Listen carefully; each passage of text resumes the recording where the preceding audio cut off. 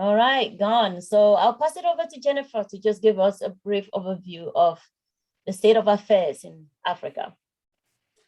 Um, well, you all are the experts, but again, I think so much progress has been made as there is a sustainable development goal to achieve quality education for all.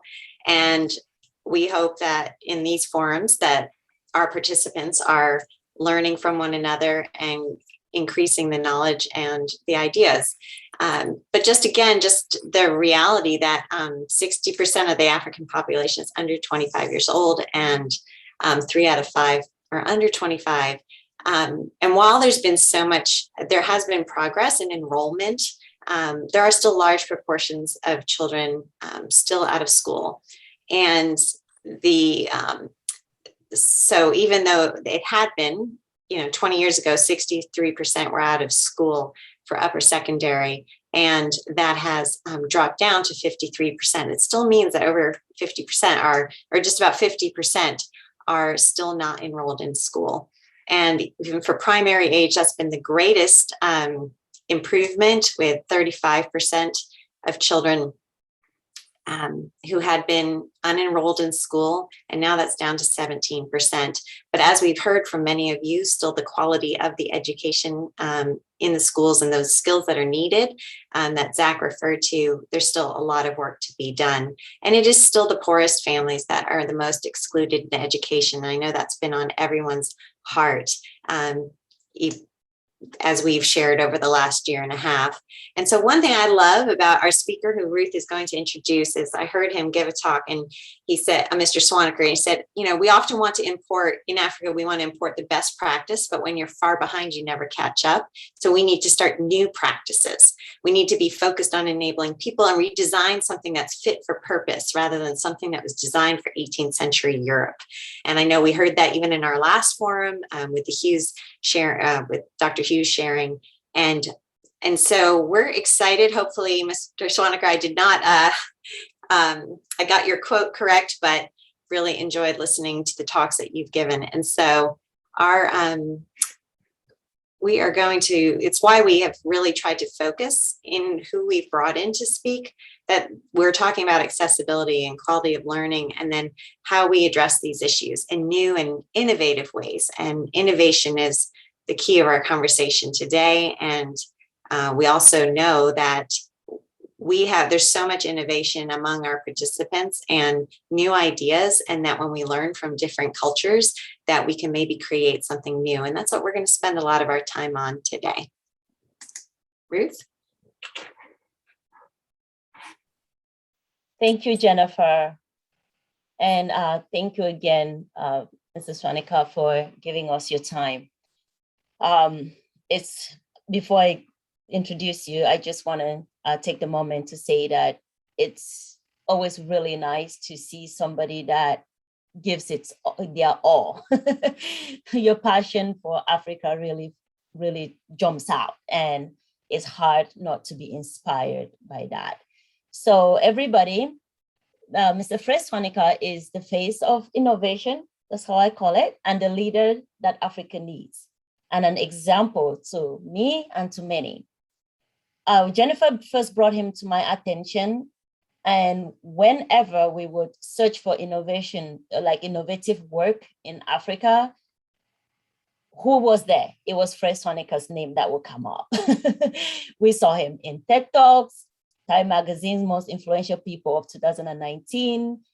He hosting 2-hour interview sessions with Paul Kagame. Yes, we did watch all of it. And Paul Kagame is the president of Rwanda, by the way.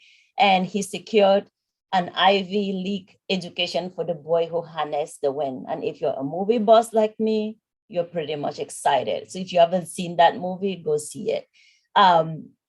Fred is on a mission to bring better leadership to Africa and the world. He leads the Africa Leadership Group, an ecosystem of organization catalyzing a new era of ethical entrepreneurial African leaderships. Over the past 15 years, he has founded and led the pre-university African Leadership Academy, the African Leadership University, the African Leadership Network, and the Room.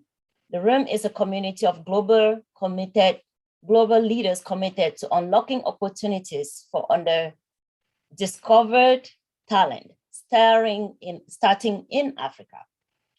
Collectively, these endeavors aim to transform Africa by developing 3 million African leaders by 2035. That was very inspiring to me. Thank you for spending your Saturday with us, speaking to us about innovation in Africa, innovation in education in Africa. Following your talk, we will spend 15 to 20 minutes before we break into collaboration and discussion rooms. So thank you again, and over to you, Mrs. Swanika. Thank you very much, Ruth, and nice to see everyone today. Thank you, Jennifer, as well for the invitation. Yes, I was asked to share some remarks on the future of education, post-COVID.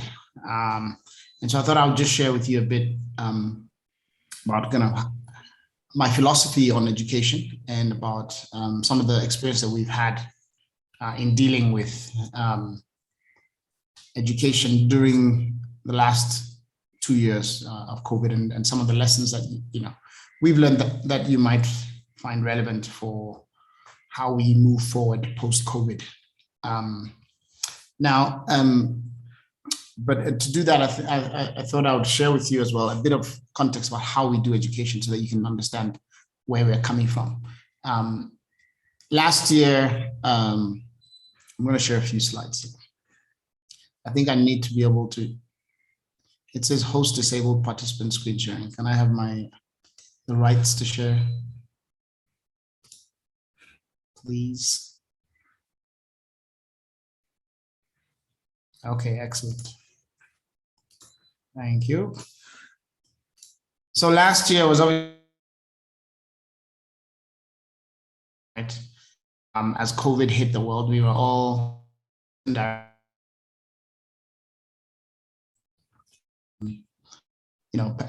crisis happened, all forced to go back to the drawing table, right? Lots of people are out of school. There's challenges of access to internet access and other,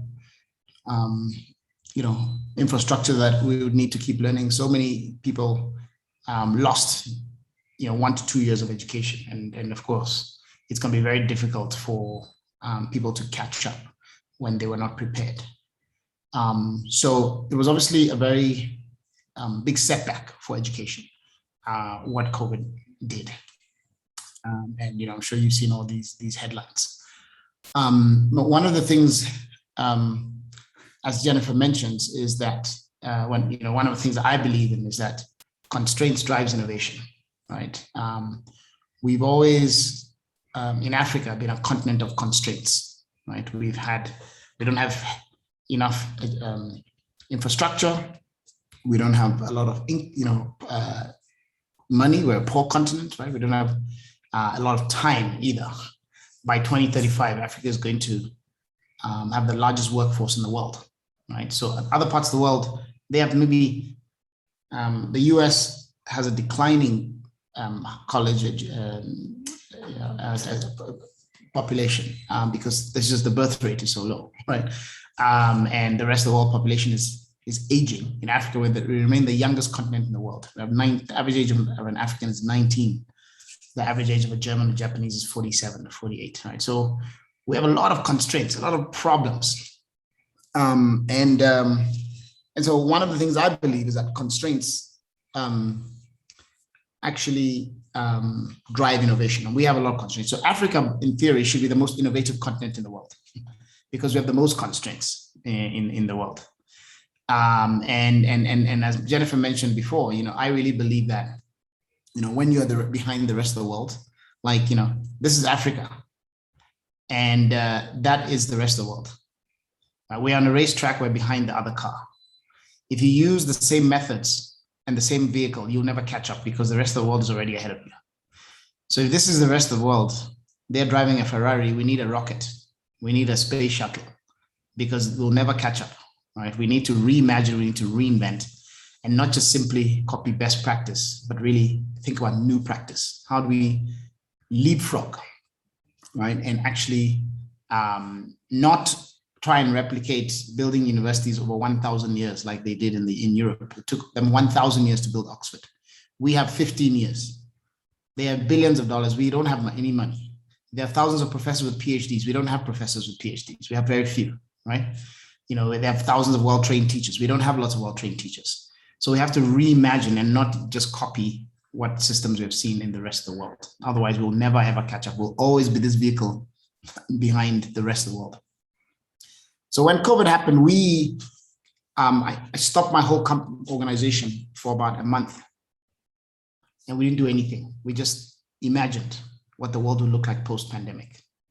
So my whole team for a month became strategists. We read about 100 research reports and opinion pieces and what futurists were thinking about the world. And we went back to the drawing board to say, okay, how do we reimagine even what we are doing as the African Leadership Group? We were already quite an innovative organization, but we realized that times were going to change. And so from our reimagination process, we took the view that COVID was going to be in Africa a phenomenon until the end of 2023 at the minimum, because we could tell, from all the research, it looked like vaccination rates were going to be low in Africa at the time there was no vaccine when we were looking at this, when we were doing this thinking. But when you looked at previous pandemics, they looked at the 1918 flu pandemic, they said this thing is going to come in waves. There's going to be different waves. There's going to be, people will think it's over and then we'll get back. And then, so you need to plan for a long time.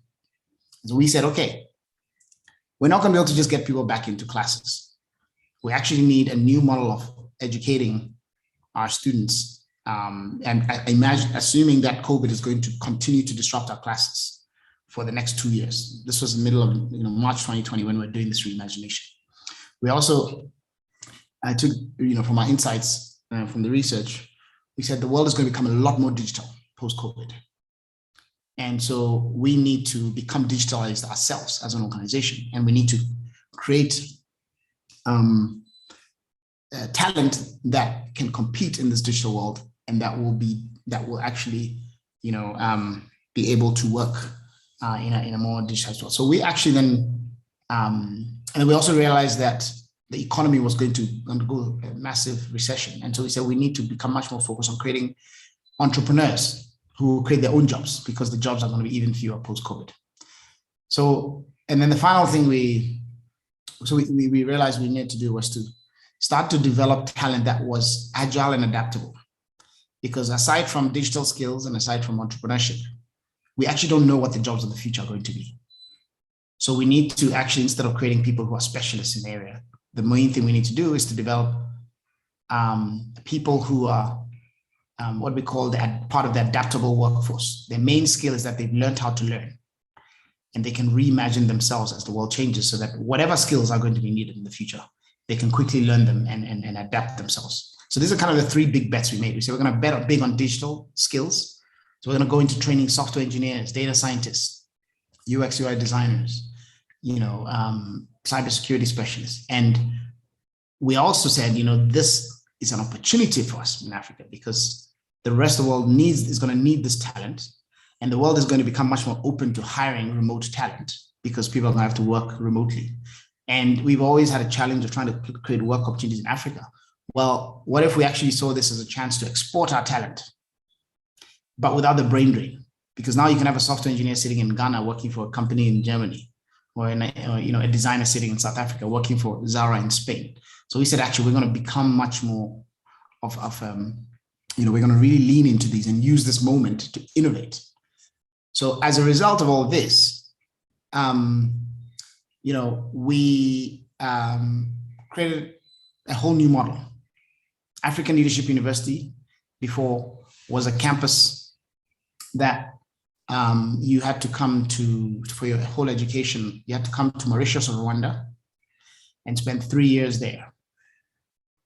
And you would be, taught by, our faculty on campus. And, it was costing you $15,000 a year to go to Mauritius or Rwanda. We have about 2,000 students in the two campuses. So post-pandemic now, we're scaling up the university from 2,000 students to 20,000 students. And we're reducing the cost, and that's going to happen in the next 5 years. And we're reducing the cost of attendance from $15,000 to $2,000. So most universities are increasing costs, we're reducing costs. And the students are not going to spend all their time in Mauritius or Rwanda for 3 years because we said, well, we're not sure we'll be able to keep them there because there'll be all these travel restrictions. We need a model that works. It's not like the US where they'll find the vaccine and they can spread it. We said, no, in Africa, you need a model where even if you can't bring the students to campus, they need to be educated. So the new model of ALU is one where students come and spend 4 months in Mauritius or Rwanda. And then they go back home and they spend the rest of their career at one of 50 hubs around Africa. What the hub is a community, a cluster of students, which sometimes might have a physical space that they might use, but sometimes it doesn't have physical space. But what that cluster of students does is it gives you access to community. And in some cases, if we put up physical spaces, you get internet access to electricity. And we said we are going to really take our learning outside of the classroom. Because research shows that to effectively learn a skill in anything, only 10% of it can be learned in the classroom. 20% comes from what they call developmental relationships with your mentors and peers and coaches. And 70% comes from doing. We learn best through experience. We learn best by getting our hands dirty. So let's actually use the fact that they don't have to spend all their time in Mauritius and Rwanda to let them get them out of the classroom and put them in the field. If you're learning about urbanization, you should not be sitting in beautiful Mauritius where there is no urbanization issues. You should be in the streets of Lagos, going around and talking to people who are dealing with urbanization challenges, doing research, surveying the communities, understanding what the challenges are, doing an experiment in that community. If you're doing wildlife conservation, you should not be sitting in the classroom. You should be shadowing the people who are running the game reserve. You should be interviewing people who live outside of the protected area about how they're dealing with human-wildlife conflict. And learning in that way, which is much more like how someone learns in a master's or PhD thesis than how someone sits in a classroom. We decided that the entire university would be focused around this notion of missions, not majors, where today students are given a menu of academic disciplines, Bachelor of Arts in History, Bachelor of Science in Chemistry. And very often these things have nothing to do with a student's passion. And the world changes and they're not, most people end up in jobs that have nothing to do with what they studied in college. So we said instead of giving them a menu of these academic disciplines, that give them a menu of challenges facing Africa. Grand challenges like healthcare, climate change, governance, infrastructure, empowerment of women, and so forth. And then we asked them not to choose a major, but we say choose a mission and identify which of these problems you want to solve. And with that, students are able to really think interdisciplinary and again, learning outside the classroom.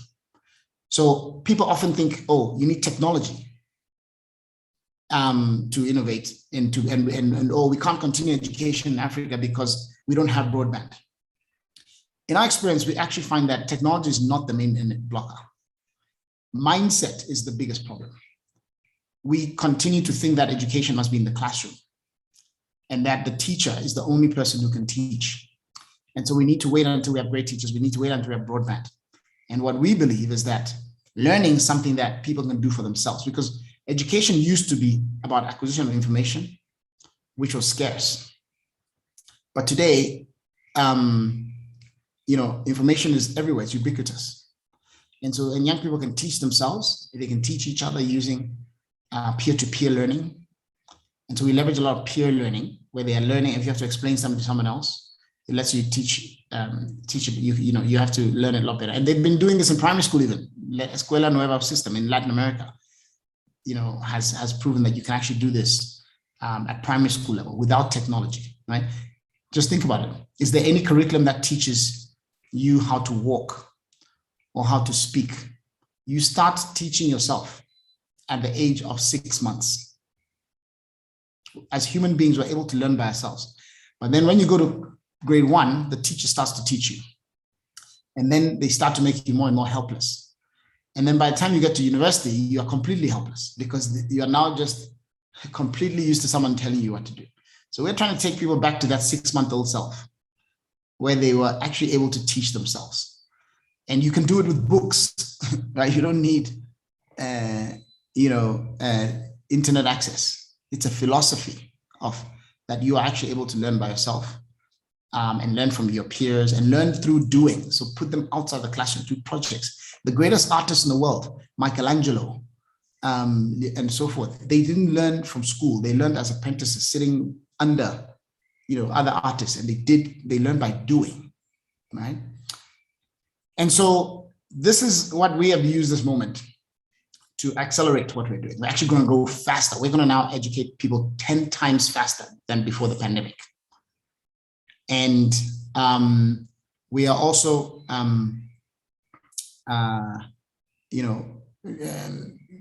for example, we're going, as I mentioned, one of the big bets we're making is on digital, training people for digital skills. But I don't want you to walk away thinking that this is only possible because we're using technology. It's much more of a frame of a thinking, right? The biggest blocker to innovation in Africa is not technology, it's our own thinking. It is our, wanting to follow traditional ways. Whereas what we need is unconventional, untraditional reimagination of education and the role of the teacher, the role of the learner, the role of the classroom. We need to rethink everything. And if we do that, now, of course, if you have technology, yes, it does make it faster. And it does allow you to do things better, right? In some ways. For example, we're training right now, almost 2,000 software engineers. With that 1 year ago, we were not training. And we're doing this through technology. And next year, we're going to train 20,000. And we're going to train 1 million software engineers in the next decade because we're able to just use technology, right? We're training people at really low cost who can compete on the global stage. I recently, and we're doing this in all these countries. We have 500 engineers we're training in Ethiopia now, and we don't have any physical facilities in Ethiopia. A year ago, before COVID, in our old model, we would have had to go and build a campus, set up spaces. We're not doing that. We are training these 2,000 engineers across 30 countries. We have no physical presence in these countries. And so we're growing much faster. And these students are coding for 100 hours a week, right? So they're learning in a very rigorous way. And I'm going to show you a quick video so you can see how this is working. And again, this all came out of our reimagination process. And you can see how we're training people in a very different way, thanks to the pandemic. So I've actually, in the end, I'm quite grateful that the pandemic has forced us to think even more differently. We were already thinking differently, and we went even more radically during the pandemic. And now we're using it to grow 10 times faster and to do things in a much lower cost way. And we're reaching many, many more people than we were doing before. I recently wrote about this young woman who is from a rural area near Mombasa, where we would never have built a university before the pandemic. And I saw that she was following my LinkedIn post. And I said, who's this person that keeps commenting on my stuff? And I looked at her profile and I saw she was one of my students who was studying software engineering. So I said, let me talk to this woman. She looks very interesting. I was blown away when I spoke to this woman. She is 21. Her mother is literate, has never been to school. Her dad has only finished primary school. And she's, before that would have been the end of her story. She wouldn't have had education. But because of this new model that we rolled out after the pandemic, we're reaching her. She's doing our software engineering program. She's training to become a full stack software engineer. She's coding 100 hours a week. She sleeps at midnight, wakes up at 6 a.m. every day. That's what she told me. And she said, Fred, how many books have you read? Because leaders are supposed to read. And I said, well, I've read last year she said, how many books did you read last year? And how many books are you reading this year? I said, well, last year I did about 12 books. And I was very proud of myself. And this year I said, I did 8 books. I've been busy. I said, how many books have you read? She said, I've read 58 books this year. And then she goes on to tell me 10 were in leadership, so many were in engineering, whatever. She was teaching herself. And she then went on to show me this poem that she had written for me. She's published a book on, again, using, digital publishing tools. This woman can compete with any Stanford graduate, MIT graduate, Harvard graduate that I've ever met. And I hire a lot of these people from these fancy universities. The next day, after I posted about this woman, she got an internship at Google. And she's going to be working in Paris with Google. That's the power of reimagining. We would never have been able to reach this woman, right? But when I wrote about her, I got all these people coming and say, "What? I've never seen such talent. Can we hire her?" So now we're turning away employers who want to hire this woman. Right? She would never have been able to get this if we hadn't dared to think differently, right?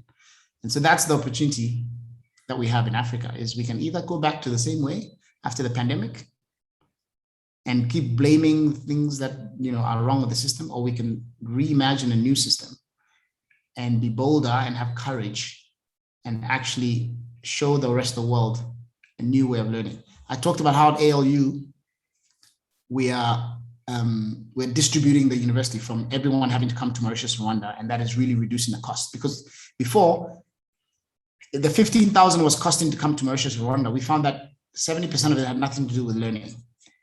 You're spending $3,000 for housing, $3,000 for food, $2,000 for an air ticket, health insurance, all these things, because we have to bring them to a central place, which before we put you in the classroom, we spend $10,000. So we strip all that out by having this model where they spend only some portion in Mauritius and Rwanda, the rest of the time in their communities, learning by doing and learning remotely, etc. And what that is also doing is now we're going to be the first African university to have a hub in Silicon Valley. Because, the Carnegie Foundation, which has said to us, we've never seen such an innovative model. We think that we need this in the US. And no one is coming back to our office space. So we're going to give you the space so you can run a hub. So we're now opening next summer a hub in Silicon Valley, and we're bringing our model to the US.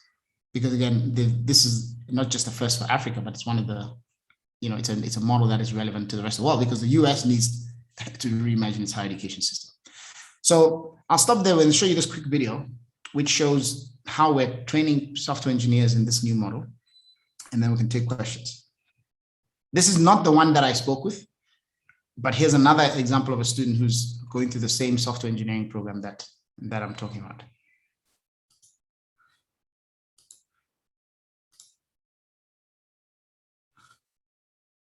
My name is Kurt Bayu, and I am in the ALX Halber 10 Software Engineering Program, January cohort. My mission is to utilize mobile development to ignite positive change in the continent of Africa. ALX is the toughest and most exciting educational experience I've ever had in my life, and here's why. My background in college is I studied civil engineering, and I did my master's in the same field. But then I was 7 months pregnant and working in a design firm dispassionately when all of a sudden a big revelation hit me like a ball of lightning that computers were what I loved. And then from that point on, I just knew that programming was my passion for life. Once I discovered my passion, I started to go out and talk to different people in this industry and let them know of my interest. And then that's how I got sent a link to the ALX application website. I prepared for and passed the 3 phases of application, and then it was very tough, even the application process, but then it took me up in a whirlwind journey of 70-hour weeks and more than 40 of peers with similar interests as mine. It has been the most excruciating, exciting, but enjoyable experience. So now I'm doing it full time along with raising my baby. It's a totally online program, so that has been convenient. I plan to use the knowledge and skills that I get from ALX and apply it in entrepreneurial projects, but mainly aligning with my own interest of mobile development, e-commerce, fintech. So this is my story.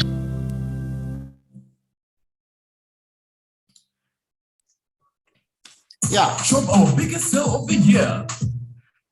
So again, we don't have a physical campus in Ethiopia.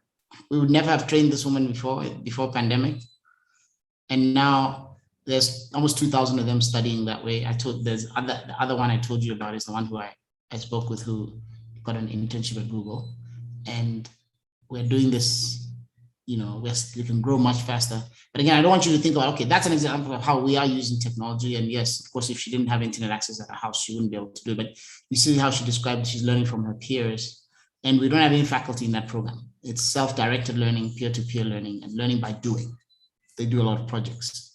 And that's really the core here that I'm saying is, you can apply that philosophy even in resource light environments where you don't have internet access. It's much more about how do you think about education, and can you be bold enough to reimagine education so that we can grow faster and actually use the constraints that we have in Africa to build new systems of learning, not just copy the rest of the world.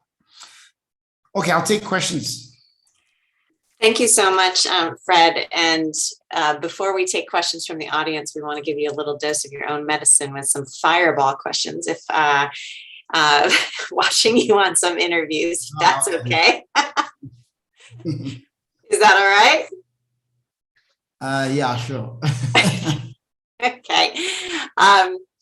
So I'm going to give you like choices or just one word answers. Fufu or ugali? Fufu. Fufu. African country you haven't been to? Central African Republic. Leadership or relationship? Leadership. Your African role model? Rasa Michelle. Rasa Michelle. Most played African artist on your Spotify? Wizkid. In 2 words, how do you motivate yourself? My students. Top African university? African Leadership University, of course. I'm so surprised.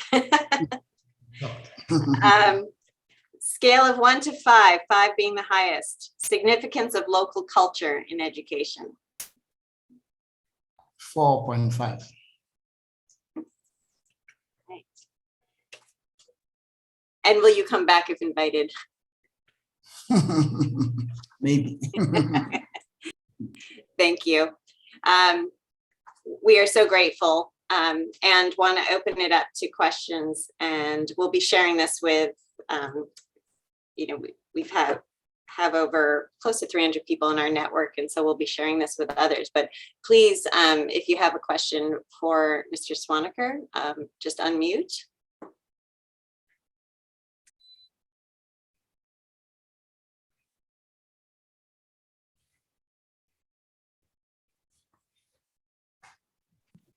I have a question. This is Kim Welch. Hi, Fred. Thank you so much for what you've said and what you've done. I think it's amazing. You've done some really innovative things.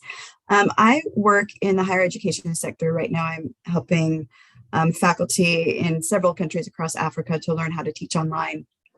And so I'm interested in the innovative ways you're doing this. But how do you keep it within the context? So you have accreditation standards, you have certain objectives typically that you have to get through. So you're working in an innovative way while there are all of these constraints in the traditional model. How do you help students, balance that out? So you're working towards these objectives and maybe accreditations, and if they want to advance to other institutions, they have to show certain things that they've learned. How do you do that, with your innovations? Great question. So first of all, I'll say that accreditation is the single biggest barrier to innovation, right? Most regulation systems, most accreditation systems are very archaic, and they're built around what education looked like in higher education 50 years ago. So in many countries in Africa, to get a license to start a university, you need 100 hectares of land. What does that have to do with anything? They say you need 100 hectares of land, otherwise you can't be a university. then you need so many professors with PhDs. You need so many library books. You need so many computers. When we were going through accreditation in some countries, they would come in, the accreditors will visit us and say, where's your library? Well, our students use digital books, and they have access to thousands more titles than if we were to build a library. No. Regulation says you need a library. So we set up a space, and no one used it. They're like, you need a computer lab. We say, well, our students all have laptops. No. The regulation says you need computers. So you go to our computer lab today, and the students are sitting next to the computer lab with their next to the computer with their laptops, and they're not using this thing. Waste of time. All right. And so it's just a big barrier. You may have known Ashesi University in Ghana. It was for years producing the world-class graduates, much better feedback from employers about their graduates. It took them 17 years to get accreditation because they had to be under another university because of this, crazy regulation. So regulation is the single biggest barrier to innovation in education. And so the way we're handling it is in two main ways. Number one, we have chosen to base ourselves in countries that are more innovative. Like that's why we went to Mauritius, and then also I went to Rwanda. The Rwandan government has always, prided itself in being forward-thinking and being a place where new innovative models can be incubated. So, they were the first ones to do things like drone delivery. I mean, blood delivery by drones, right? They've been doing that. They said, come and do it here. So, the Rwandan government is partnering with us in this model to allow us to remain accredited, but still offer this innovative model. And then in the other countries where we're building these hubs, they're not university campuses. The students continue to get the degree from Rwanda. So we only have to deal with one regulatory regime instead of 54. And then we are beaming our learning across these campuses, across these hubs. The students are coming to Mauritius, Rwanda for a little bit, but then they're getting their degrees from Rwanda, which has got, so they still get a fully accredited degree, but it's not from their countries that they're coming, which was the way we were behaving before the pandemic anyway. They were just spending the whole time in a more expensive model. So I'd say you have to go where the headaches are fewest. And work with, with governments that are more, disruptive and open to trying new things. The second thing we're doing is we have created a non-accredited model, which is what that ALX model is, right? So ALX is basically ALU without regulation, right? So you don't get a degree. And we're essentially finding that most universities are not producing talent that is ready for the future. So we're taking people who already have degrees, and we're saying, you actually got quite a bad education. And so, but you got the certificate. So your parents will be happy, employers will be happy. You've got the regulated degree from whatever university. Now let's give you a proper education. And what you don't need a piece of paper now because you've got the piece of paper. Let's actually enable you to get the skills you need. Let's enable you to learn how to learn. Let's enable you to be prepared for the future. And then let's help you get a job. And so that's what we're doing with the ALX. It's not accredited, so we can do everything we want. And then the students are learning, and so that woman that I showed the video of, she already has a master's degree in civil engineering, and she told us that what she's learning now is the most rigorous learning program she's ever had. And and we have all these people who have gotten and they've done basic degrees from other places, but we're now actually properly educating them, and we're doing it without regulation, so that they can actually get, so if we tell them, if you want a piece of paper, don't come here. If you want to learn and you want skills and you want to create a future for yourself, then you can come here. But if you literally just want a piece of paper, do not come here, because we don't believe, 45% of university graduates are unemployed in Africa. In our model, 90% of them are employed within 6 months. That's brilliant. Thank you. Can I ask one more question? I don't mean to take up all your time. Sure. Thank you. So when you say you teach them, you teach them to learn how to learn, what is your program for that? Well, part of it is, philosophical. They need to learn, we expose them to research and learning principles and get them to believe actually that they can learn by themselves. And you have to take them back to that, like I said, the 6-month-old version of themselves when they were learning language, right? There's no curriculum to teach you language. You just absorb it from your parents and the environment. And next thing is, I had learned 4 languages by the time I was 4. Before I went to any school, I could speak English, Ga, Twi, actually 5 languages. Then I learned Wolof when we went to Gambia, and then obviously a bit of French. So I had learned 5 languages by myself by the time I was 5. Then I started going to school, and then they tried to teach me some languages. I tried to learn Spanish later on. I couldn't learn it because I was now used to being spoon-fed, and I was like, no, but where's the curriculum? Where's it?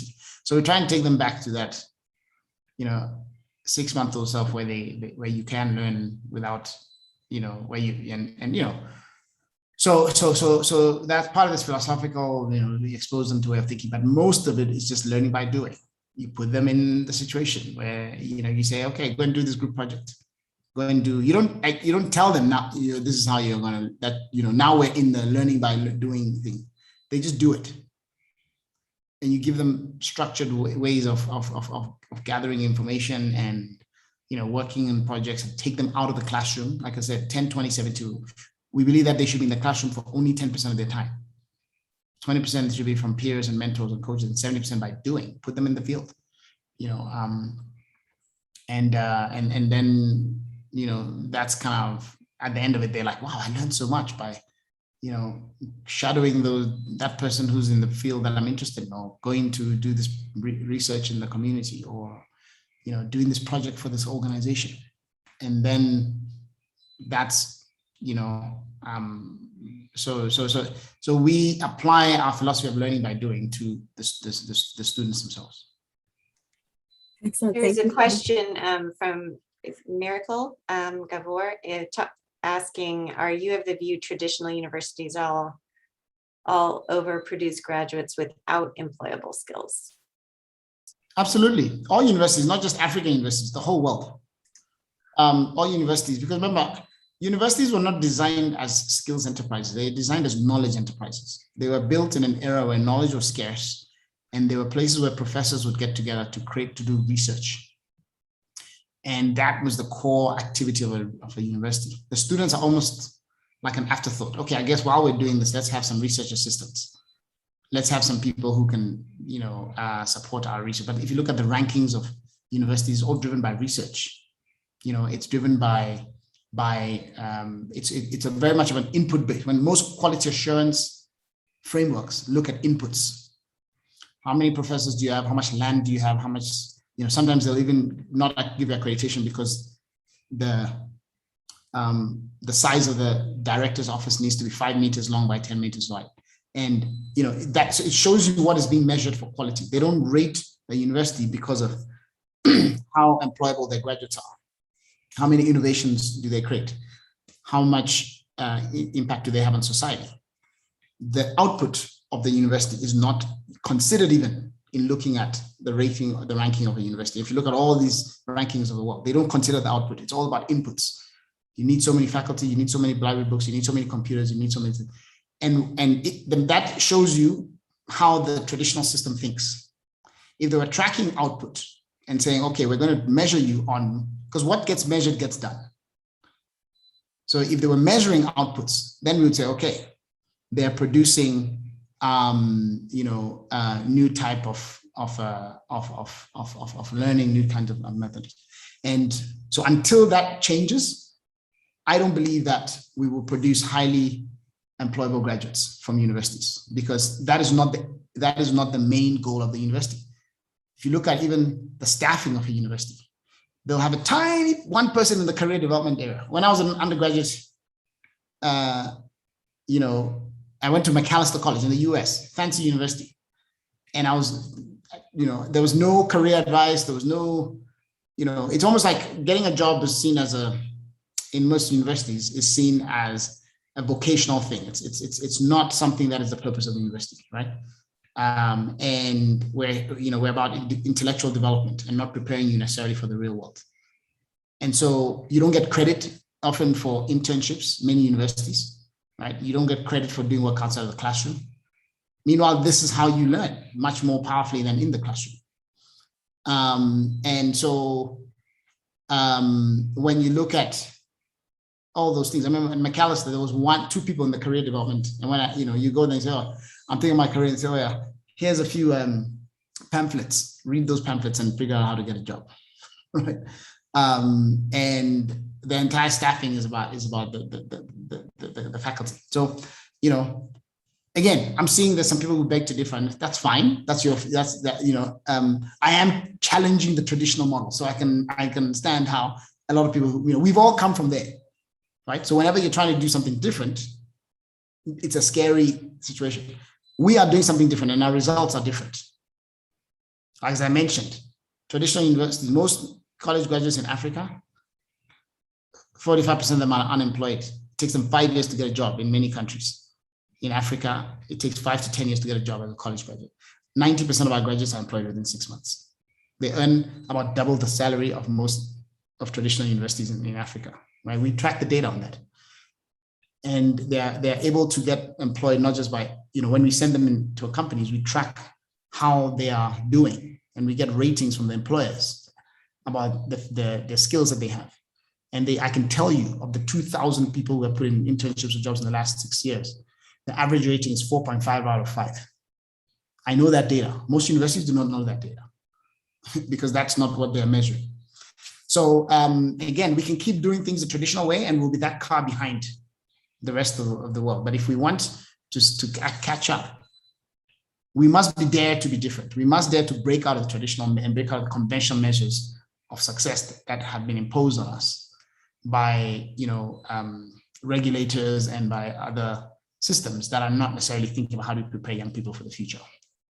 And so what I'm saying is that unless we do things differently, we will never be able to really catch up. Thank you, Fred. One last question, anyone? Well, I would like to ask you, Mr. Fred, how does your model, how does the K-12 education or the primary and high school, how does that attach to the non-certification model? Because what I tried to do was I had what I call portable schools for elementary schools and secondary schools. But every time I would present it, the argument was always, you need a certification.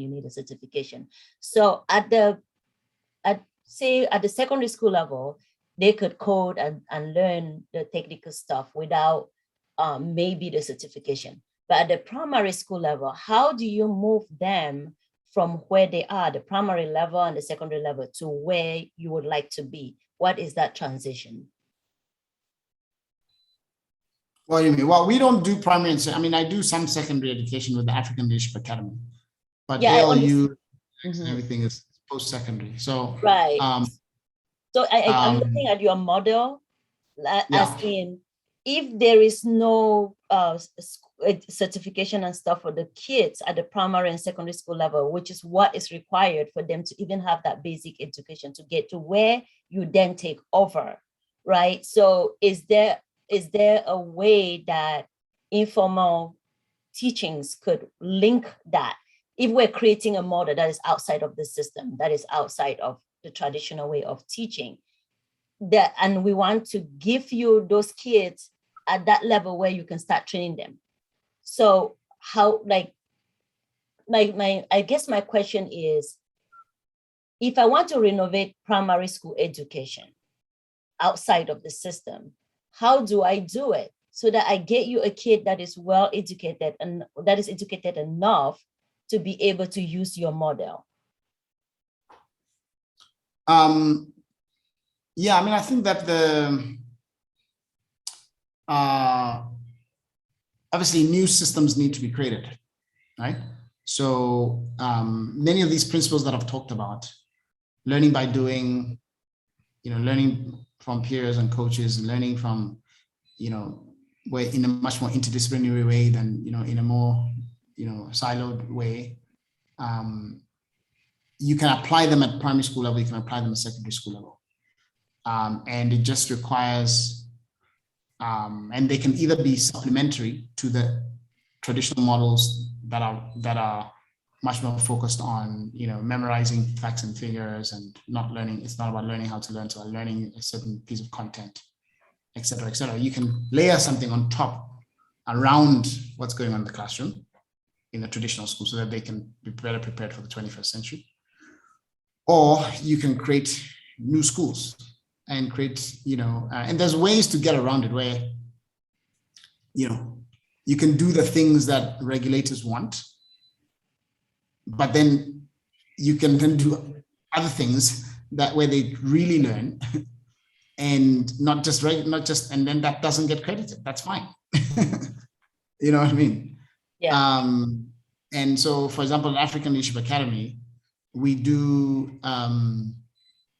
the A levels, which is, traditional. It's got exams, and the students can show a certificate to any university that wants them. But we also have our own curriculum, which is not great. It's not examined by any external party, and we develop their leadership skills, their entrepreneurial skills, writing and rhetoric. They learn, about Africa and African studies, all these things that are not in the traditional curriculum. So what does that mean? It means that their A-level grades are not necessarily, they don't get, a student could come to us before ALA and they might have gotten, 9 A's in their O-levels. And at A-levels, they will only get 3 B's, right? That's because we're not keeping them in the classroom the whole time. We're doing all these other things, right? We're challenging them, we're doing this. And these same students, when they get into college and they go to the most rigorous universities, they go to Stanford, Harvard, MIT, we've got 400 of them attending universities in the US. Our model is so different that when Bill Gates was looking at where to send his daughter to school, he looked all around the world and he sent her to our academy in South Africa, right? So this model, I want to be clear that this is not only about, it's only because of Africa. We're developing world-class education. Our graduates are able to compete. They go to Tsinghua University for the Strassman Scholarship. They get out of our university and they go to Harvard Business School and Stanford Business School for their MBA programs. And they are doing as well as, or even better than me. They get Rhodes scholarships, all the things that you consider traditional measures. Our graduates are able to compete in the best, highest levels in the world, not just in Africa. And we're doing this by daring to think differently. And that's why we're taking our model to Silicon Valley. We're opening the first campus, hub there, right? And so it is universally accessible. The world needs a revolution in education, and we need to, as educators, disrupt ourselves and do things differently and push pressure on governments and measure the right things, because what gets measured gets done. And so when you do that, you can do it at primary school level, you can do it, you can layer it on top of the traditional education model, you can create a separate system, but we can't just keep doing things the traditional way. The world has changed, and COVID especially changed it even more, right? So we need to really think differently. Absolutely, thank you. That was brilliant. Thank you so much. Thank you. I know there are more questions, but you've gone above and beyond with your time. So I really appreciate it. And we will send out information with links to the various programs that Fred is a part of, has started, especially the university. I know I was speaking with one of your admissions persons yesterday about a student I'm connected to in Rwanda, hoping he'll attend one of your schools. So we'll send out all those links, and want to, again, if everyone can just thank Fred, and if more questions come in, we'll gather them. But if you can just thank him with your little emojis, that would be great. But we are very, very grateful for your time. I am going to now, thank you.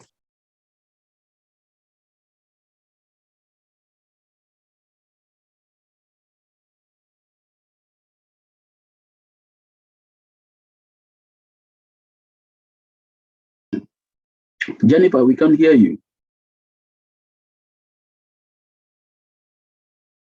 Was I on mute the whole time? Sorry. We're just going to be moving into a time of deeper conversation and maybe some of the questions that you've been asking. If you have not yet indicated your the discussion group you're interested in, please do put a number in the chat, and then I will do a breakout for those. Ruth, as I'm adding people to the groups, maybe you can just, well, let me just set the context, I guess. The, sorry. As you go into these groups, these were topics that you had suggested, that everyone suggested we discuss. And so I want you to think about what Fred has been saying about dare to think differently, what gets measured, gets, gets done. But hear one another's stories about the topic area, because that's part of empathizing. And then what is the actual problem that you're wanting to solve? That's defining. And then just spend time ideating together. The program that Anna Paula and Archimedes are a part of with IC4 and Ruth, that's really students doing the same exercise, and they then actually build prototypes to solve, like, how do we actually bring water to our community, or a question like that. And so we're wanting you just to ideate, like, after hearing Fred talk, like, are there new ways to think about the problems that we're facing? And so there's some good African proverbs to think about as you're doing that. But I am just going to take a moment and put people in breakout rooms. So if you'll just allow me one.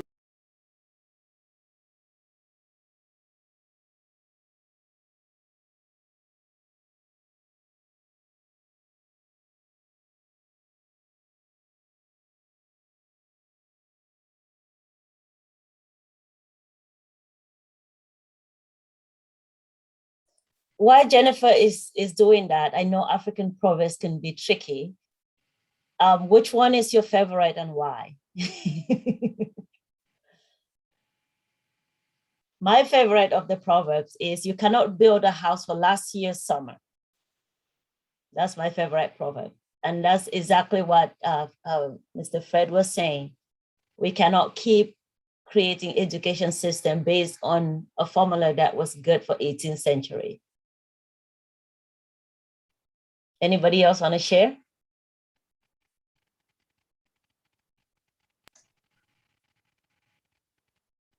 I'm going to start actually opening all the rooms. And if I didn't Awesome. get you in a room, you can tell me which one you'd like to. Here we go.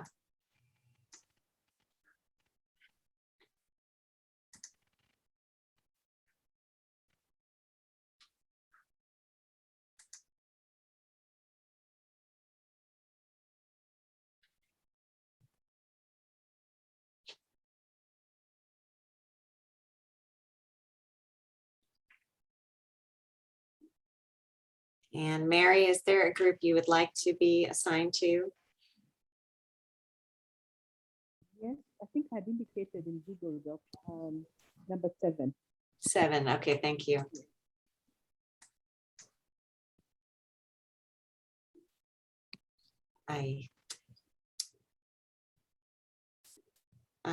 Dr. Crenshaw? Yes, I came in a little late. I'm not sure exactly which the rooms are. We're just putting people into collaborative discussion groups. So our topics are on infrastructure, curriculum, professional development of teachers, mental health of our students, digital access for higher education, training for teachers. Yeah, the digital access probably would be apropos. Okay. All right. Thank you. Mm-hmm. And Barbara or Rebecca? Hi, Jennifer. I think the mental health group will be great for me. Thank you. Okay. And Barbara, how about you? Digital access. Thank you. Thank you.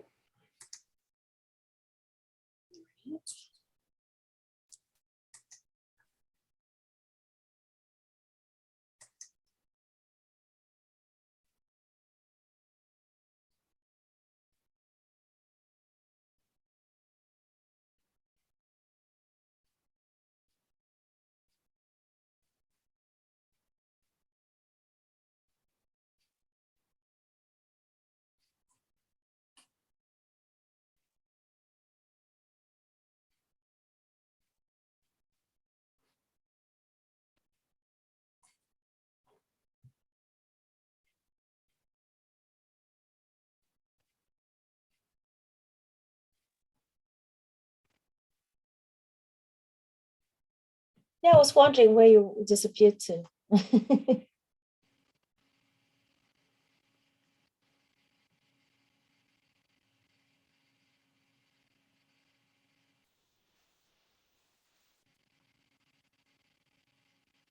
Well, that sounds very interesting. Mhm. Oh, good. I finished my EDD at Pepperdine the other year, but I'm currently finishing my PhD and writing my dissertation on African, sub-Saharan African universities and collaborations, and in the e-learning. And so I would be interested in some of the work that you're doing also. Yeah, that would be fantastic. We've so far we've trained about 130 faculty and staff, and we're doing, I mean, our institutions range from Ghana. We have 2 in Ghana, one in Ethiopia, one in Uganda, one in Rwanda, actually 2 in Rwanda, and then the one in Kenya. And some of our institutions kind of span out as well. So there's one that the hub is in Rwanda, but it spans out to Senegal and other places. And then we have one French speaking institution in Benin as well. Do you have a website? Let's see. I have a website that announces kind of, I'll look up the website and put it in the chat in a minute of the announcement of what we're doing, but we don't have a website. All of the trainings that we do are very, they're closed within learning management systems. What's the name of the organization again? MasterCard Foundation is the one who has supplied the grant. Right. And we're calling these the MasterCard Foundation e-learning champions. Is what. Okay. I'll get the link in the chat in a little bit. Anyway, so I think we're here to talk about digital. I can't remember which one I chose here because I chose like 5. So it's digital. Remind me, Archimedes, what it was. Digital access. And Mary, welcome, Mary. Mary, where are you calling in from? I'm joining from Nairobi, Kenya. Yes. Oh, excellent. Very good. Welcome. Thank you. To see you. So digital access, and I think that's been a pain point for a lot of my instructors is there. So it's not only their access. If they're at home, they can't always, that's more of a bandwidth type of a thing. But for students, if they really are going fully online, they don't always have the devices for it, and then they don't have the bandwidth, and they have to pay for their data. And that's been a huge issue as they try to figure out how they're going to teach. So I'd be interested in what you see as the digital access issues. Well, I mean, we work in emergencies, so that is obviously right down our alley. And I think nothing less than totally revamping your pedagogy is needed. Because you can never count on access. So that's not where we start.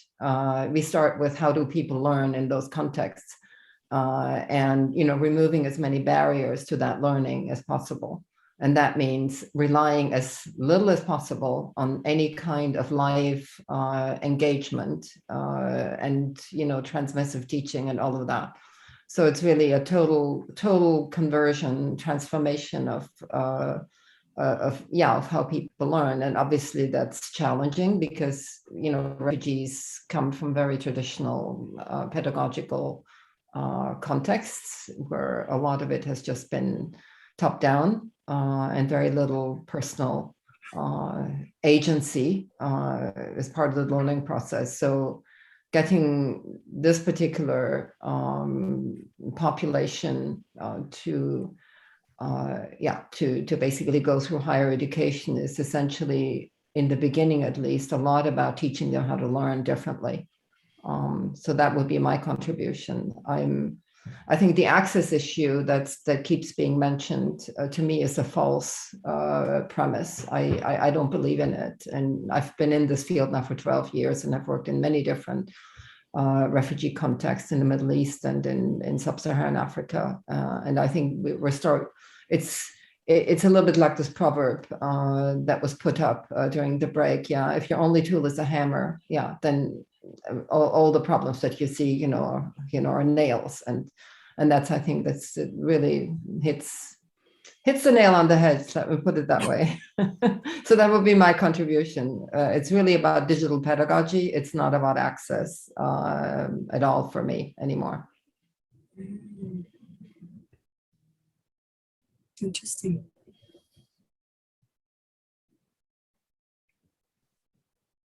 And that's challenging for the faculty, I would say, because not only do you need to, have the faculty, wrap their heads around it,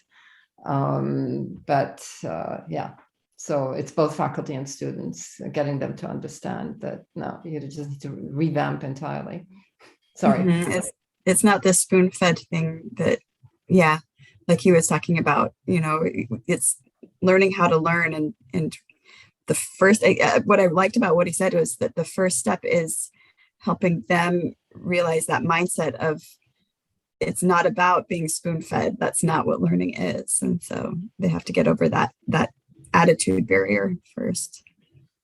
Excellent. What other issues are out there that you see, and why did you join this particular group? I'd like to hear from others too.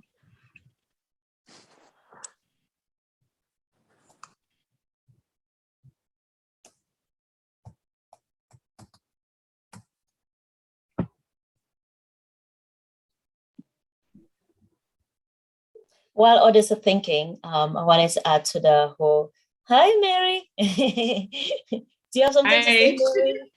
I'll let you No, speak. just go ahead. I'll speak after you. Okay, I just wanted to contribute that the access idea, I'm I think agreeing with you, Barbara, because when we talk about access today, if we're going with digital, in the most remote areas, you have phones now. So that is something we can leverage. So it's about the pedagogy. We want to stay in a classroom. We want to speak from a classroom. So if we don't change that pedagogy, then we will keep refusing to use the resources that we have in place to transmit the information that we need to transmit. And if we're going to start constructing education like he was suggesting, Fred was suggesting, then we really don't need to continue to stay in the old way of doing things. So if we can use our cell phones and we can have the kids actually start creating the content themselves and learn as they do. So for me, access now is not as, we still talk about access, but I feel like access is not as complicated as we're making it if we start leveraging what we have in place. Okay. Yeah. Just to add on that, I think talking about going beyond access to how are we leveraging digital tools, I think it's an important thing, because one of the things that came out when we went online, teaching online using Zoom, was the challenge of engagement. How do we engage students? Because what happened was we just moved our traditional ways of teaching online, and we're trying to do everything the same, but it was a totally different context that required adaptation in terms of pedagogy. And we ran into challenges of engagement, and a big issue. Students are not allowed, they cannot do an exam if they do not have 2/3 attendance. So they would log in and not be there. I mean, be there, but not be there. Like, they're not actually engaged, And so we had to rethink. We teach online and ensure that students are actively engaged. So I just want to, and that's an area where I believe we still need a lot of support in terms of professional development, you know, supporting educators to be able to leverage these digital tools or whatever whatever tool one has in hand in a way that would support learning.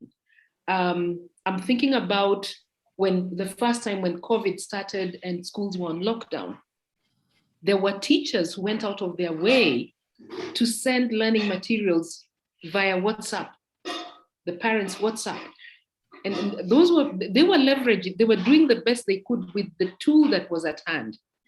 And so I think it's all about how best can you leverage that one tool or whatever it is that you have access to in ways that would support learning.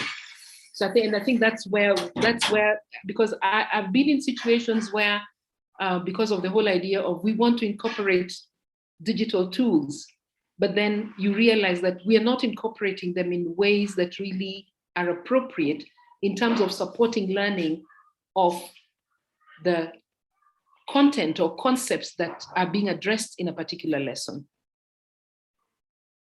I think I'll stop there. Thank you.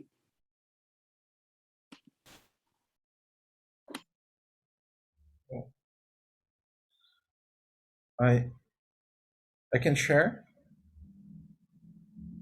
Oh, and first, Ruth, thank you very much for invite for this forum. And here in Brazil, we have a very positive experience with kindergarten teachers. The Ana Paula conducts a great experiment with videos sent to teachers and discussions on WhatsApp teaching, then how to conduct science activities for children in order to empower students and teachers. For this, we use easily accessible materials available at home. I think a training video submission system can be a start to bypass access. I also think that data networks using radio connections can help. Here we have been using networks with high frequency antennas to access the internet in distant places. But I think the big key is a change in educational methodology. Then for this, the experiment conducted by Ana Paula is very important because show this methodological changing.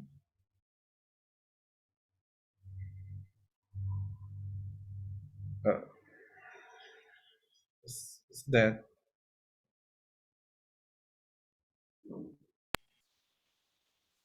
Thank you so much, Archimedes.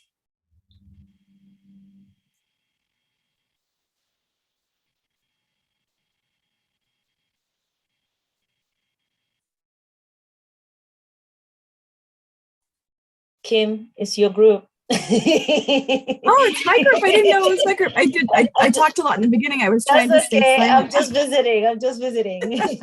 Okay. So it sounds like the ideas that we have, if I'm hearing what Barbara and Mary and our committees were saying, is that the thing that we can do is give new tools.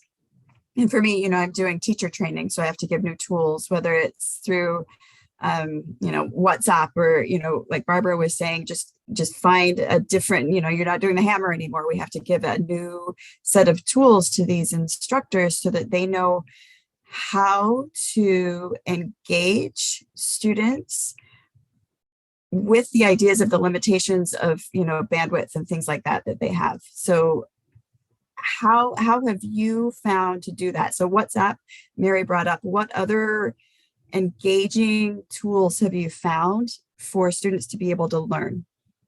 I'd like to hear that.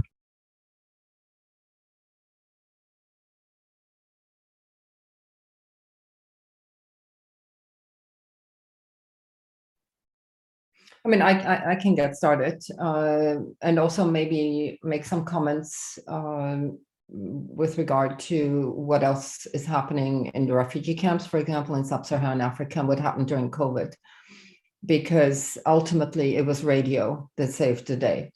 Good old radio became, the lifeline for, thousands and thousands of primary and secondary school students. So that's a tool, obviously, that, works in whatever context and, can be leveraged. I think WhatsApp and Signal or any other of the messaging forums is a real lifeline, because that's, at least for refugees and IDPs, that's the one tool that they use all the time and everywhere. So looking at what do they use and how much can you actually work on a messaging forum, I think there's an awful lot that you can do. Also making sure that you actually train students to design and to work in groups, and to design that you design assignments that can only be completed in groups, and let them figure out what in their context how that could be done. So we had things that worked across refugee camps. For example, in Kenya, half the students were in Dadaab, the other half of the students were in Kakuma Kalobey. So how did they work together in groups? And yes, they used messaging forums, and maybe, a 1-minute video that they would record on their phones, whatever works on their phones. And, obviously, Ruth was eminently right in that. Whatever works on their phones is going to be useful. You do have the issue of data bundles and how you're going to manage that. And, we work with grants, so that's a lot of accountability. And it's a lot of admin that we have to manage. But okay, well, that's what it is. But I think trying to explain this to donors is often very difficult, because donors are so totally taken in by the ed tech industry.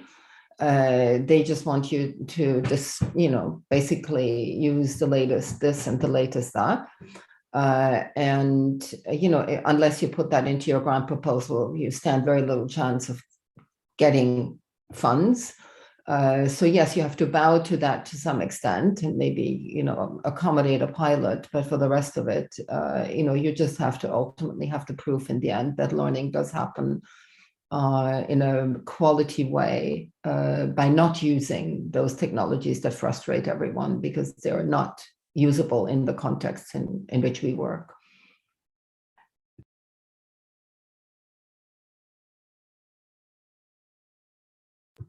I couldn't agree more.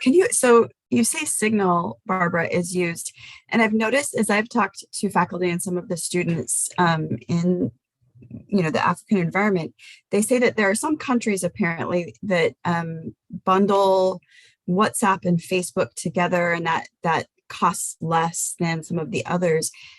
I've had project assistants teaching me which of these work better. I've been looking at WhatsApp. WhatsApp is good, but it has some limitations of file size and things like that.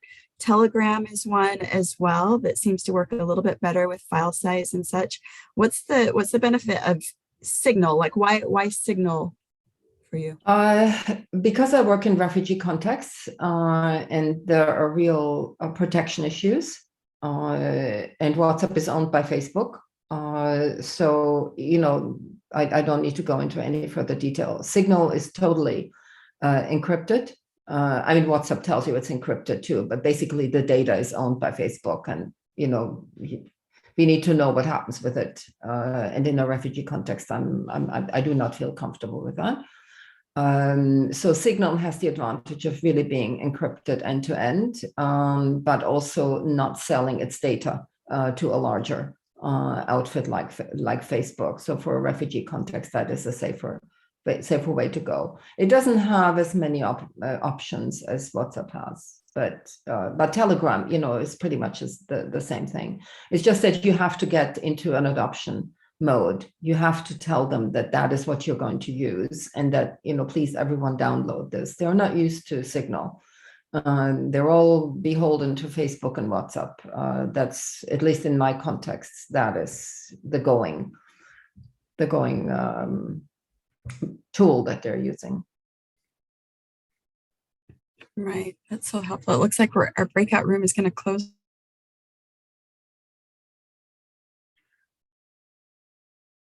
Welcome back, everyone. Thank you. It's good to see everyone back, and it's always nice when you have people texting you saying, please give us more time. So hopefully your time together was meaningful, and like we do believe in the power of learning from one another across cultures and contexts, and so hope that it was a fruitful time for you.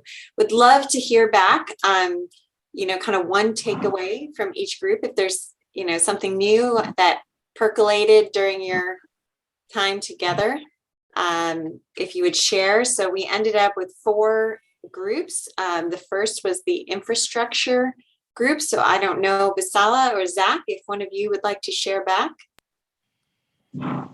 Yeah. Good afternoon once again from my end here. Well, I am Zach from Kenya. We've come to realize that we have the same challenges here. The same challenges we have in Kenya is the same. They are both similar.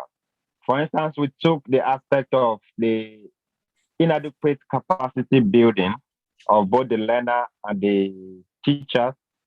The capacity are very inadequate.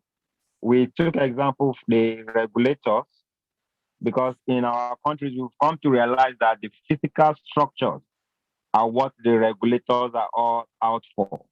If we have more buildings or more students, they kind of believe, yes, the school is good to go, is up to standard.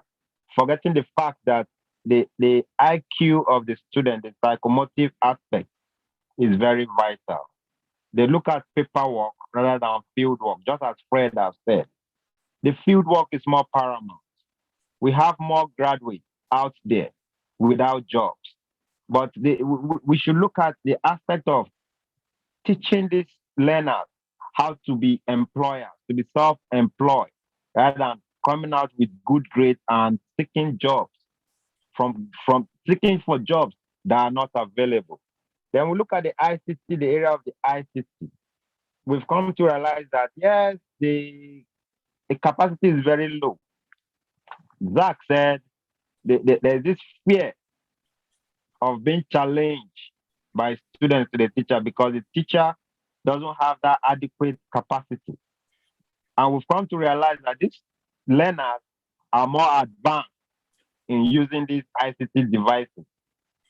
So before a teacher even says anything, the students have told the teacher, this is what it is. So there is always that fear from the teacher. So it tends to be rigid in terms of going online to teach. So it's the same thing here. So those are the 2 take home, which we've kind of, okay, in summary, the regulation should be more on the capacity of the learners and teachers rather than being the physical infrastructures in the school. Then also the ICT aspect, there need to put more emphasis on out-of-class learning to the field. Thank you very much. I don't know if Zach has something else to add to it. Thank you. Thank you. Thank you very much. I think you captured it all. Okay, so just in summary, hearing you talking about 2 main issues of regulations, needing to focus more on the capacity of the learners and the teachers, not just paperwork for paperwork's sake, and also for the ICT, that there's almost a mindset of the teachers needing to, there's almost too much like fear, and recognizing that the students actually have a lot of knowledge and are ready to go, and that, so maybe the role of the teacher needs to shift in that. Did I hear that correct? Okay, Yeah. thank you. Yeah. I think No that problem. gets to Mr. Swaniker's point of, Fred's point of, what we measure gets done. And so are we measuring the right things? Thank you. And if you have comments or questions that you want to think about for these groups, please jot them down, but I want to make sure we hear from all the groups. The next was the professional development group, Miracle or Nastasia, Keki, Yaya. Someone like to share from that group?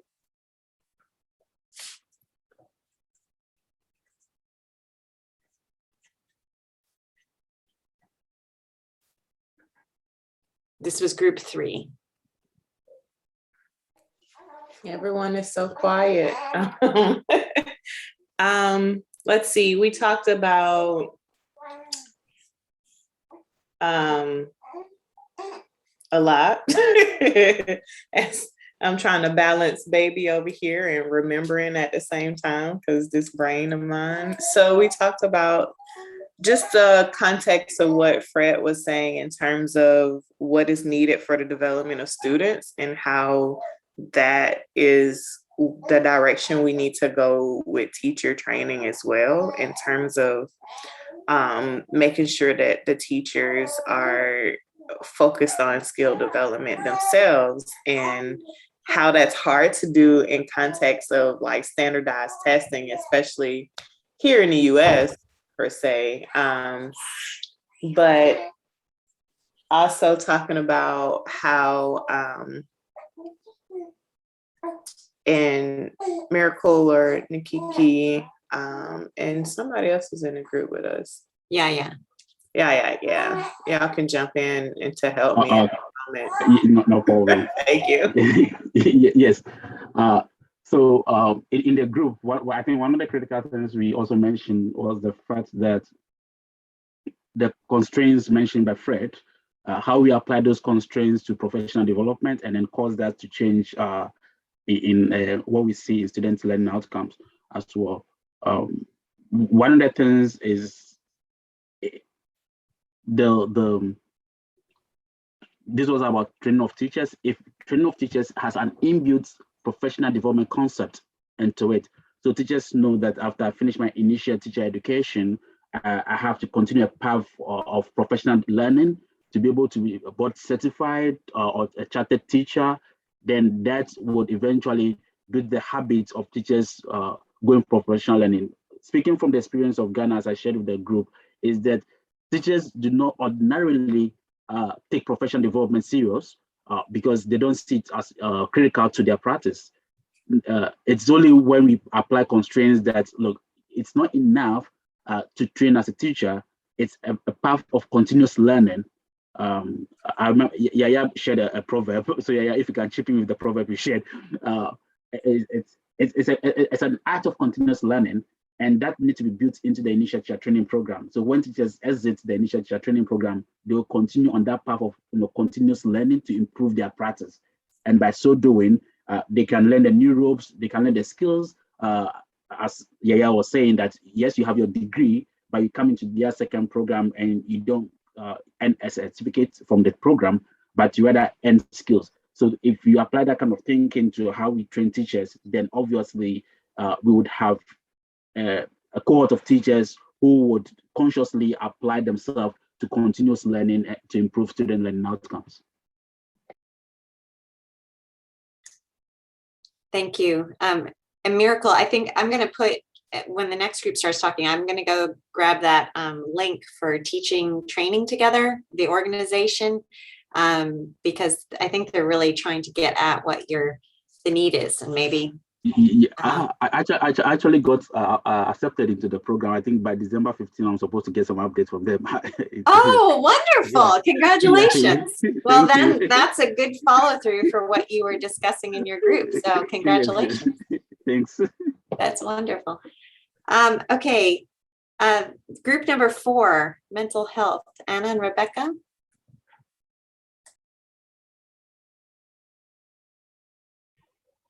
Hi. Hi everyone. So Anna and I, we brainstormed on the impact of mental health, COVID affected the mental health of education or parents, students, and teachers in general. And we kind of looked at so many negative aspects, and then we said, oh, instead of focusing on the negative impact, what are the solutions, or what are the recommendations that we would give? So we're coming to the table as a peace. I'm a conflict resolution specialist, and Anna is a peace. I think she is in conflict resolution too. So we're looking at it not as educators, but Anna said she looked at it as a parent, and our worry, like we had questions like how can we use the social media to promote mental health in the educational system in Africa, and how also can trauma be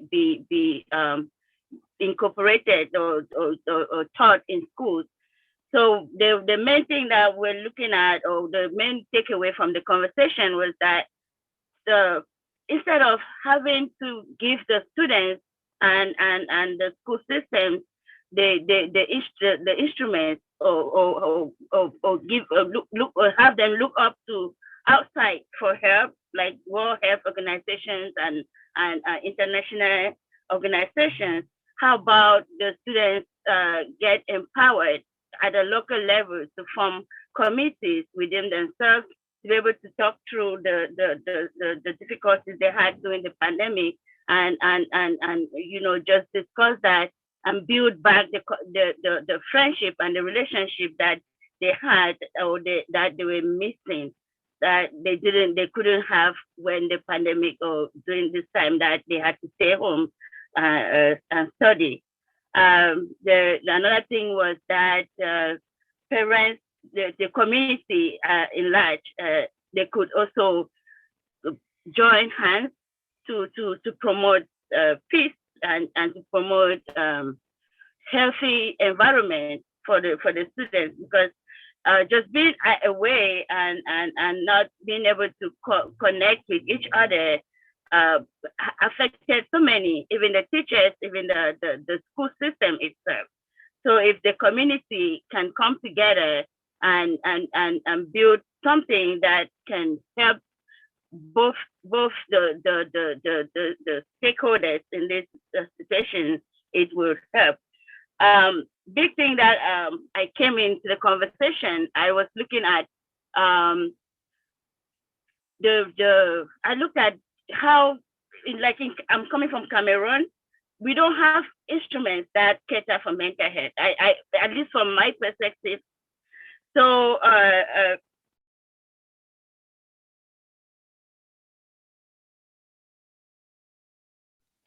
It might be Rebecca's lost the connection because she's on her phone. She said her battery might die. So I'll just finish up with her. I mean, essentially what we were talking about was just finding, different solutions, and, looking at what Fred was talking about showing that we can find innovation.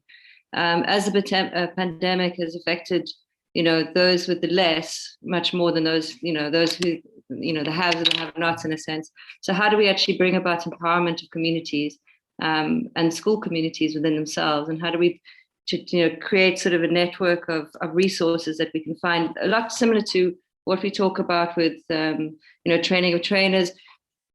We could talk about how we train, large amounts of people with less budget. So we could actually really have more accessible mental health tools to be sort of provided within these institutions. So it's not just the students that need mental health; it's also the parents and the teaching community itself. So I think what Rebecca was really trying to talk about was coming to that final thing where, although there might not be the budget for mental health on a one-on-one, we might be able to find different innovative tools within the community to support each other for the long term as well. Mm-hmm.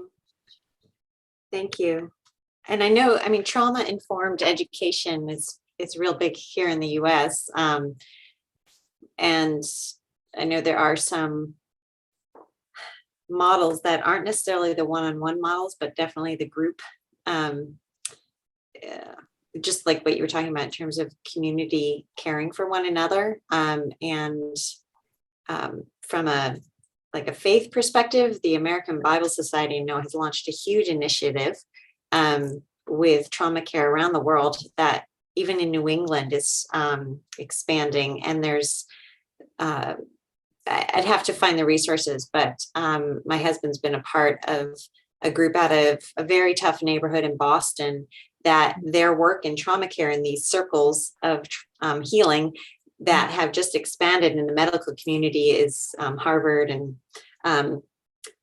Harvard in particular are wanting to expand that work. And so I think there are ways to do it that's not just, the one-on-one mental health counseling, but that could really pick up on some of the cultural traditions as well. It's also about sort of bringing in the local knowledge. So that they're actually, it's not something coming from outside, but they're feeling empowered to empower each other. I think that's what we're really trying to get at. And also, using technology in a way that can support mental health, not just take away, looking at, social media and how, that's used and abused in certain ways. And so how people can be more informed on that level as well, and more and use it for the benefit of their community. So yeah, that was all. Sorry. Thank you. I know the digital access group was a big one. So what were your main takeaways or new ideas? I don't think we heard from everybody really well there. We could have gone on for a lot longer. So maybe we'll have to revamp that breakout room again. So with digital access, I think our takeaway, and Barbara said this, if you're that proverb that was put up right before, if your only tool is a hammer, you will see every problem as a nail. I think that spoke to kind of what we decided with digital access. We have a lot of issues across the continent where students have to pay for their data, where they don't necessarily have devices, a lot of things are going on. So if an instructor comes in with that traditional mindset of, well, I need to do a 2-hour lecture, I work in higher education, so I need to do a 2-hour lecture, that's not going to work with the data issues that they have, the bandwidth, things like that. So it's now an idea of providing different tools, I think, when it comes to digital access, because wherever they are. So Barbara mentioned that she works with refugees, they have radio. And so you'll use a different tool and you might have to do things a little bit differently when it comes to engagement. You might have to have students get together in groups. You teach through radio, you have students get together through groups. There are different ways that you can go about this idea of learning. And I think it's that getting people into the attitude of learning, how to learn. And then seeing that there are different tools to do that. It's not just a lecture. It's not just a teacher teaching. There are different ways to do that. We talked about the use of WhatsApp and Telegram and Signal, which take up less data, or they're not as costly as some of the other data points that would come from other kind of bright and shinier technologies. So there are just things like that we talked about, but it was a good big group and a lot of good things were said. So I'm going to put in the chat something that I found, the use of WhatsApp for a top tutoring academy. There was a man who actually, he's not trained in teaching, but he just didn't have the money. He's brilliant, but he didn't have the money to go to any higher education institution. But he's been able to create a tutoring system on WhatsApp that has helped others to pass their exams at really high levels. And so, it's just learning these different tools and being able to engage with what they do have access to, I think. And if anyone else has anything to say, because it was a larger group, please go ahead. Barbara, you did mention about Sling. It was I had never heard about that before. A Sling and then Telegraph. I've heard of Telegraph, but you mentioned Sling and the importance of that. Is that right? No, it was Signal, actually. Signal. Yeah, Signal. Yeah, it's simply because we work in refugee contexts, we have to be very mindful of protection issues. And WhatsApp being owned by Facebook obviously creates some issues along those lines. So we really want to make sure that we keep our learners safe and that learners understand how to keep themselves safe.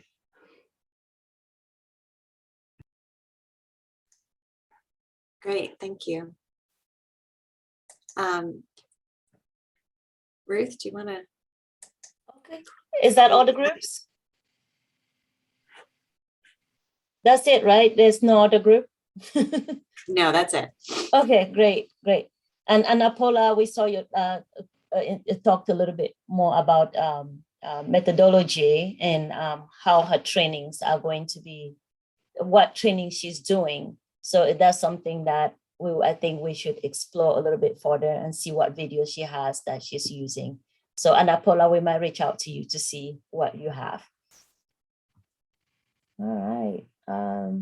So we are very excited. We have been working on our website for a while now, and we're going to give you a little tour. Jennifer, are we giving a little tour? So this is our website. Oh, it's not opening.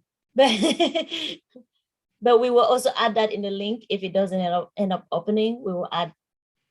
No, I thought I was sharing it, but sorry, one moment. All right, here it is. Ta-da! New website. And Jennifer, if we go to it gives our mission, it gives the different things to show our participants, people that have spoken. And it also has, so yep, all of that.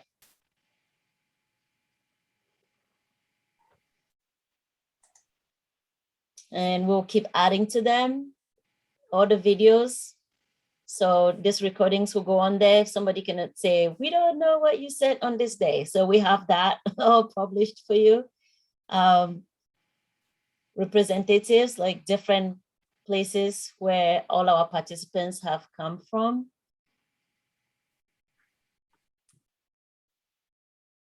Oh, we'll send out.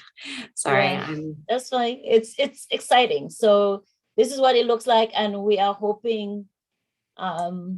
See, more the blog. We'll be putting up updates, partners, and we're hoping that we'll get more partners to keep working with us. So we have a section for our partners, and then a little bit of a background on the global crisis that is going on and why we keep coming together, because we really want to do our own part in solving the global learning crisis. This is still in the work, but we'll have our resources will be on it as well. Just in gathering area. So yes.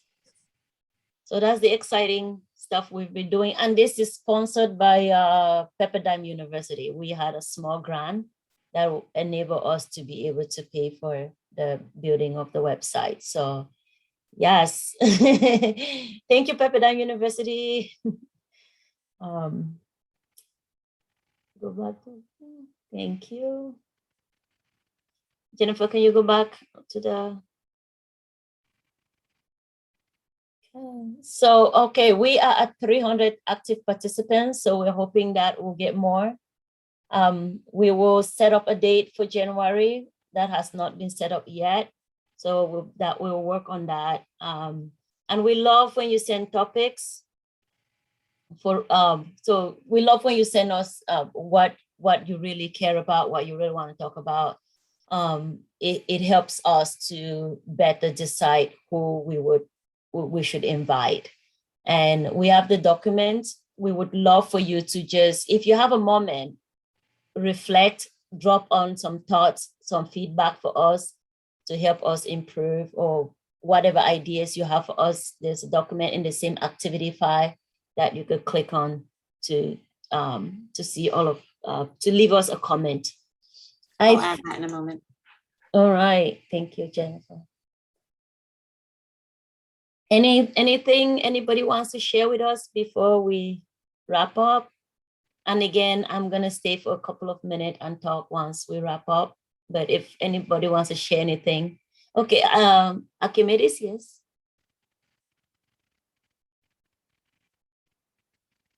Oh, we can. Sorry, Ruth, it's not a direct theme, but it's about an event we drive in the next week. The next Saturday, we will have a robotics competition in Brazil, and we will broadcast the activities on YouTube.